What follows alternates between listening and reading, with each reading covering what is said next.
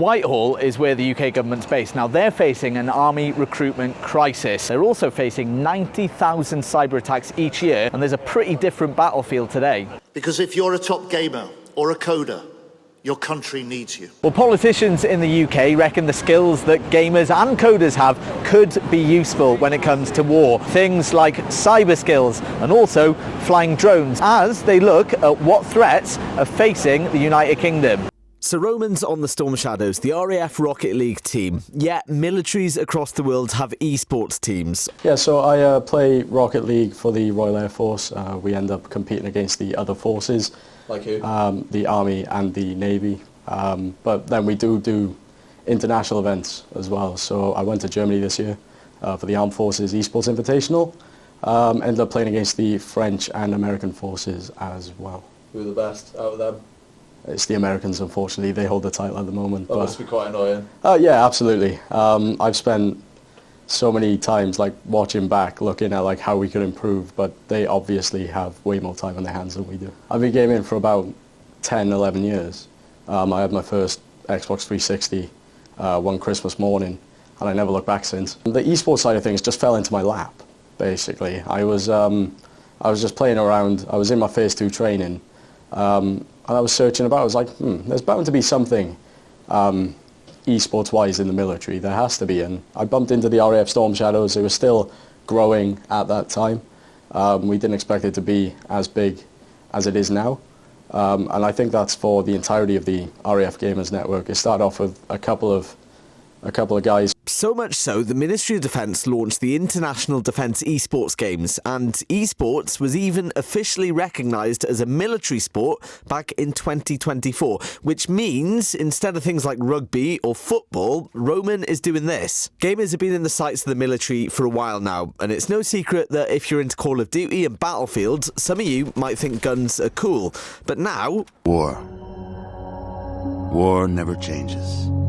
Yeah and no. The battlefield is changing very quickly at the moment, and it's more like the tech we see in Fallout than we saw in the COD set in World War II, although I'm not sure how close we are to cold fusion. And people high up in the military say lessons from the Ukraine war demonstrate the real-world value of gaming technology, with things like training drone pilots and with cyber.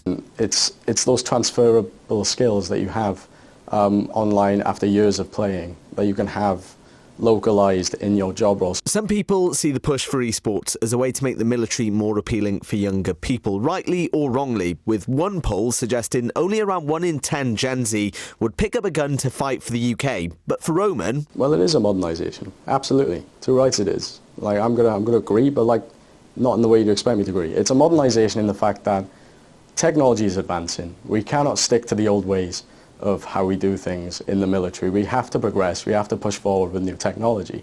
And with new technology means new warfare as well. And things like this need to be happening on the battlefield. You take a look with drones and modernisation. I don't know how far I'm allowed to push into this, but you take a look at drone technology and warfare currently in Ukraine. That's all being used with controllers, gaming controllers. It's all being done in silos miles away from where the actual front line is. A big review into the military in 2025 found there was a recruitment crisis, and it suggested things like a military gap year, which starts this year. And the UK is an international outlier because 16-year-olds are recruited, which has drawn some criticism. In 2024, the MOD scrapped a planned Fortnite collab too called Operation Belong because people thought they were recruiting people there, which they insist isn't true. Hi, I'm Louise Sanders-Jones and I'm the Minister for Veterans and People. Yeah, she's one of the politicians in charge of recruitment for the military. I do like to play the Nintendo Switch, actually. So I am eking out every last drop of the Tears of the Kingdom Legend of Zelda game.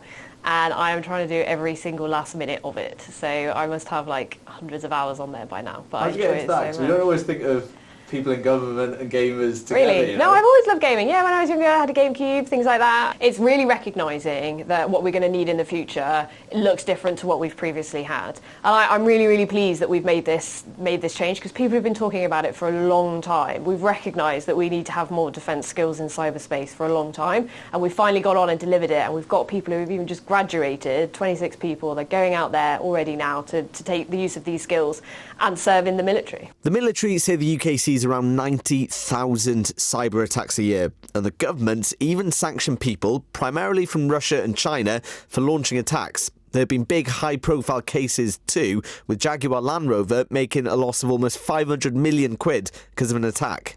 I think we all recognise that we're in quite a challenging situation with Eastern Europe, but we're also in a really challenging position when you look at the attacks on us in cyberspace. We can all point to attacks that have happened this year. So there was a big cyber attack on Jaguar Land Rover, attacks on Marks and Spencer's. I think we can all recognise that the threat is growing there. So we as a country need to be ready so that we can make sure that we are protecting all of the infrastructure that we rely on day to day, and we're countering these threats. And gamers and coders are a big part of that then? They are going to be a massive part of that. These kind of skills that traditionally you wouldn't necessarily think of when you think of the army is exactly the kind of person that we are looking for and saying there's a really great place for you to take those skills, be part of something bigger than yourself, really show what you're capable of, and by the way, get some really fantastic training as well. Now, the military, the US and the UK has come under fire for using things like Fortnite, Twitch for advertising essentially. Is this not just the same but in a disguise essentially? Is it not targeting gamers? And predominantly gamers are younger people. I know you game yourself, but predominantly they are younger people. Yeah. So I think it's just about making sure that we reach people that we aren't necessarily traditionally reaching. I think that's super important, that we're reaching the kind of people who maybe don't have a relative that's served, for instance, or it's maybe something that they've not thought about. Young people are spending time on different platforms. Of course, there's always going to be the question about the presence that you have on traditional media, social media like Facebook or wherever. But a lot of young people, if they're on Twitch, then that's kind of conversations that we need to be having. And after the call for gamers, the Cyber Direct entry scheme was started in January 2025, lowering the fitness requirements. The BBC has got a worldwide exclusive interview with someone who's just graduated and is now fighting cyber attacks. We can't use his surname because of security. He also only agreed to chat to us over the phone. I'm Alex. I have been going through this pathway, I guess, since January. I'm 27. He's going to be in the brand new Cyber and Specialist Operations Command, which was set up in September 2025 with 1 billion quid's worth of funding. That's after the UK government said it was upping how much it spends on defence, using cuts to how much it spends abroad. Not just the UK spending on gamers, the US also targeting them, as well as spy agencies like GCHQ. And can I ask you, do you game at all? I do, yeah. A lot of my free time is on games. What do you play? Just talk to me about that, because a big topic that I'm talking with this story is about the call for gamers as well, and the skills that might translate into these sort of roles. So I'm a big strategy gamer. So I play what kind? I play Civilization myself occasionally. I did play a lot of Civ a while back, but I'm more onto Paradox games, so like EU5. I'm also pretty interested in esports, and it's been interesting to see that there's actually a pretty big community already on individual sites, but also like kind of across sites in the MOD for esports, and they seem to be pushing it quite a lot. It seems like they've got some pretty good facilities actually on some of them. Yeah, it seems like the military is, I guess, trying to modernise. How good is it that, I guess, the recruitment's being opened up to people who might, I know you traditionally potentially wanted to go into the RAF and stuff, but like to get other demographics involved in the military? Yeah, it's really good. I mean, I was considering on several occasions in my life joining the military, but it never really kind of came up as the best option for me at any one time until now. So although I did have that kind of draw, that interest, it never materialized until this direct entry scheme came up. A lot of gamers are potentially interested in more techie kind of things, like I know a few of my friends are and stuff like that. So to see, I guess, there was a keynote speech saying, gamers, we need you. You know, how is that refreshing for you to see that those skills are now actively being recruited, essentially? I think gaming is as a natural kind of gateway into a better understanding of like computers and the kind of platforms the games are built on. So it makes sense that while games come with their own kind of skill set, they also push people into other skills, professional skills like coding, like understanding of operating systems. Modding for games is like how I really gained a lot of knowledge on like operating systems, on like digital kind of cyber stuff. Essentially, that was my route into it in my personal life. A lot of younger people potentially don't want to join the military. They don't want to fight and stuff like that. For example, in the job application, there's a specific mention of, for example, neurodiversity and how those skills can help.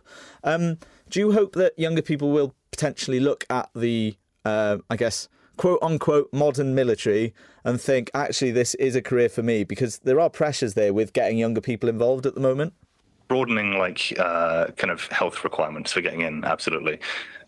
Very important, because some of them are a little bit unnecessary. Like there are plenty of non-combat roles that still require you to have, the perfect kind of combat capable health, basically. To have the military kind of open up its recruitment in this way is good, because it's kind of addressing the new kind of roles the military is finding for people. So while the battlefield changes a lot with what's going on in Ukraine, militaries are changing their tactics too. So will gamers make a difference in the military? The government's putting money on it.